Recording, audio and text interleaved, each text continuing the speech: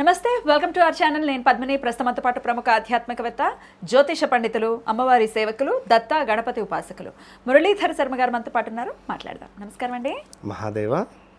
ఈ కలియుగంలో శుక్ర రాహువులు ప్లే చేసేటటువంటి రోల్ నెక్స్ట్ లెవెల్ అని చెప్పుకోవచ్చు. రాహు డెఫినెట్గా అందరికి తెలిసిందే, కానీ శుక్రుడు అసలు ఏ గ్రహంతో కూడా ఆయన ఆధిపత్యంలోనే ఉంటారు తప్ప ఎప్పుడు ఈవెన్ సూర్యుడితో కంబస్ట్ అయినా కూడా డెఫినెట్గా ఆయన ఇంపాక్ట్ అయితే ఖచ్చితంగా చూపిస్తాడు అని వింటూ. సూర్యుడు, అదేవిధంగా శుక్రుడు, చంద్రుడు చాలా అంటే చాలా ఇంపార్టెంట్ ఇవి మూడు. రైట్. అయితే ఈ శుక్రుడు గురించి నేను ఈరోజు అడగాలి అని అనుకుంటున్నానండి. శుక్రుడు ఎవరి జాతకంలోనైనా మరి ఇంత అంటే చాలా ప్రామినెంట్ రోల్ని ప్లే చేస్తాడు కాబట్టి ప్రతి లగ్జరీకి ఆయనే కారకుడు. అసలు ఇంకా ఆయన టచ్ అయిన అంశం అంటూ ఏది ఉండదు అసలు జాతకంలో అనేది కూడా వినటం జరుగుతూ ఉంటుంది. అయితే ఆయన ఎక్కడుంటే ఖచ్చితంగా యోగించే పరిస్థితి ఉంటుంది. ఆయన నుంచి అంటే లగ్నం నుంచి మనం చూసుకుంటాం, లేకపోతే చంద్రుడి నుంచి కూడా చూసుకుంటాం. శుక్రుడి నుంచి కూడా ఒకవేళ మనం చూస్తే శుక్రుడి నుంచి ఏ స్థానాల్ని డెఫినెట్గా ఆ స్థానంలో ఈ గ్రహం ఉంటే సూపర్గా ఉంటుంది అని ప్రెడిక్ట్ చేసే పరిస్థితి ఉంటుందా? తప్పకుండా. అసలు శుక్రుడు ఎక్కడుంటే యోగిస్తాడు? What is your analysis? Super super అమ్మ. శుక్రుడు అంటేనే చాలా సంతోషం అనిపిస్తుంది నాకు నిజంగా.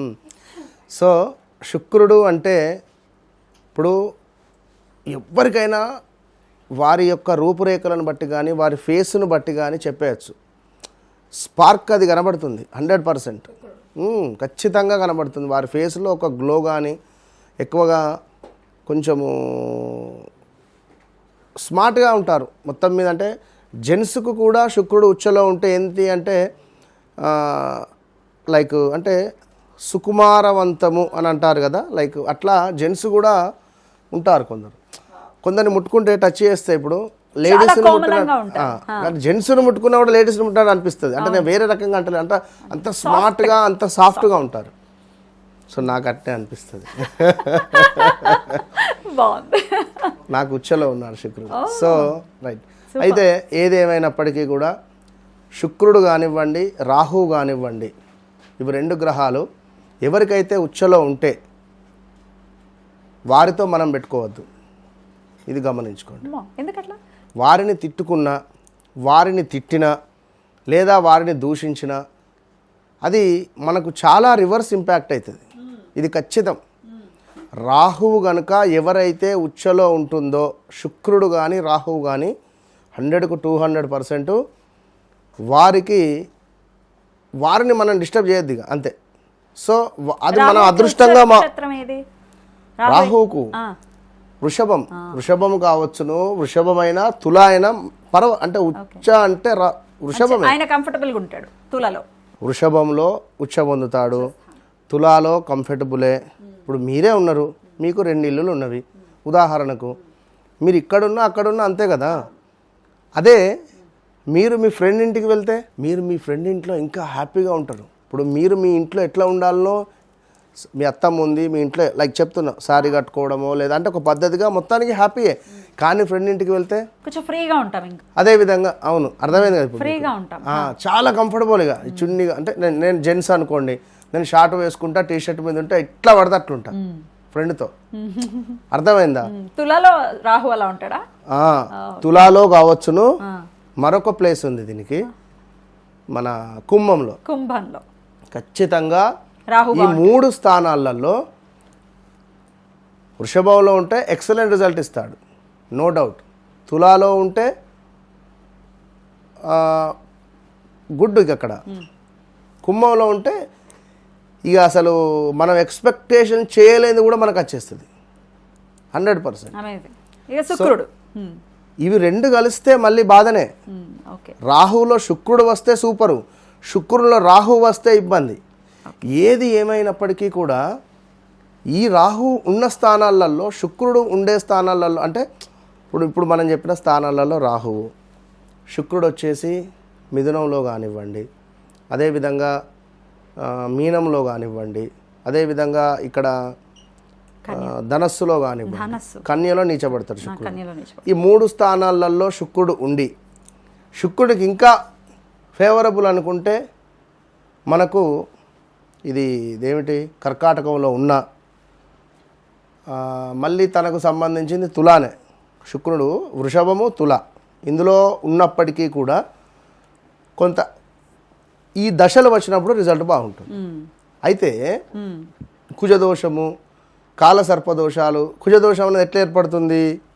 లగ్నంలో కానివ్వండి, 4వ భావంలో కానివ్వండి, 7వ భావంలో కానివ్వండి, 8వ భావంలో కానివ్వండి, 12వ భావంలో కుజుడు ఉంటే కుజదోషం అని అనుకుంటారు. కానీ శుక్రుడున్న స్థానం నుండి కూడా కుజుడు 4లోనో, ఒకవేళ శుక్రుడు లగ్నాతున్నాడు, కుజుడు 4వ భావంలో ఉంటే కుజదోషమే.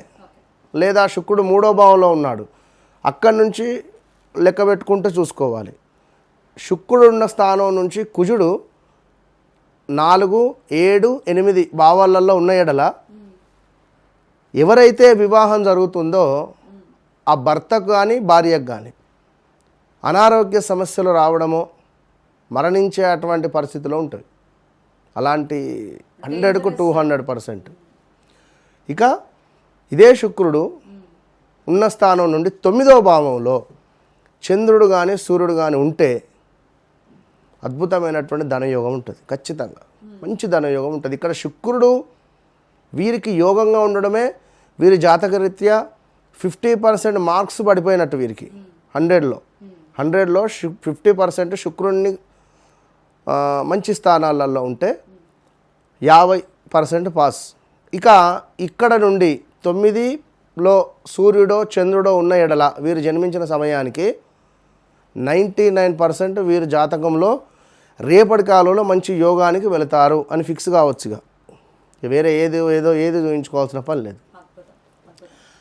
శుక్రుడు మన రాహుతో కలిసి ఉంటే కొన్ని దుస్థానాలలో, అంటే ఉండకూడని స్థానాలలో క్యాన్సర్ వచ్చే పరిస్థితి కూడా ఉంటుంది. క్యాన్సర్ రిలేటెడ్ పేగు సంబంధించినటువంటి ఇబ్బందులు వచ్చేటువంటి పరిస్థితి ఉంటుంది. శుక్ర రాహువుల కలయిక మరొకటి ఏమిటి అంటే నపుంసకత్వానికి కూడా శుక్ర రాహువే కారకుడు. కలిసి ఉంటే వివాహం జరిగింది, నా భర్త సరిగా లేడు అని భార్య రావడము, లేదా వివాహం జరిగింది నా భార్యకు సంబంధించి కరెక్ట్గా లేదు అనుకోవడం. పంచమ భావాలలో నీచలో ఉన్న, పంచమ భావంలో బాగుండకుంటే థైరాయిడ్ కానివ్వండి, గురువు చూపు ఉంటే గిట్లా నీచలో సంతానానికి సంబంధించిన ఇబ్బందులు ఉంటుంది. ఇక అది సముద్రం, అదిగా ఎంత చెప్పినా కూడా అది అంటే నేను చెప్పేటువంటిది. ఇవన్నీ పక్కన పెట్టేద్దామండి, జాతకాలన్నీ ఏ స్థానాలు ఉన్నా అన్ని పక్కన పెట్టేసి శుక్రుడు యోగించాలి అంటే ఒక్క పవర్ఫుల్ రెమెడీ ఏదైనా చెప్పండి. ఓం ఇంద్రాయ నమః, ఓం ఇంద్రాయ నమః, ఓం ఇంద్రాయ నమః అనేటువంటి మంత్రం కావచ్చును. లేదా ప్రతి శుక్రవారము అమ్మవారికి ఒక్క గులాబీ పువ్వు, అది కూడా పింక్లో ఉండేటువంటి మంచి గులాబీ పువ్వు, రోజ్ పెటల్ సమర్పిస్తే మురిసిపోతుంది. ఏది అవసరం లేదు అంటే నేను చెప్పేది. ఇక రెండవది ధూపం. దుర్గా అమ్మవారికి కానీ లక్ష్మీ అమ్మవారికి కానీ ధూపం వేయండి.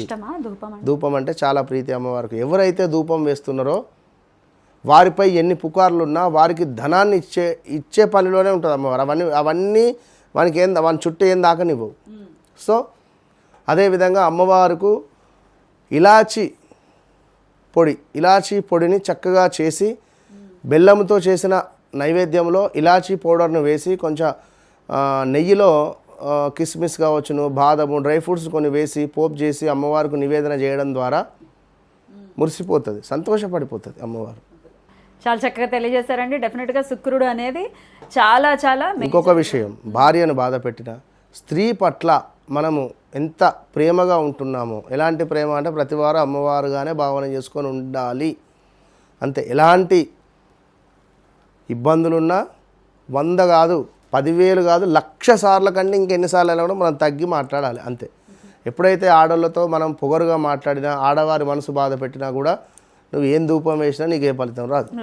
ఇది ప్రాక్టికల్ రెమెడీ. ఇది ఇంట్లో ఉండే భార్య కానీ, తల్లి కానీ, కూతురు కానీ, సమాజంలో ఉండేటువంటి వారందరితో అంతే. మల్కాజ్గిరిలో తను అర్ధరాత్రి సుమారుగా 10 గంటల నుండి 1-2 దాకా ఉంది.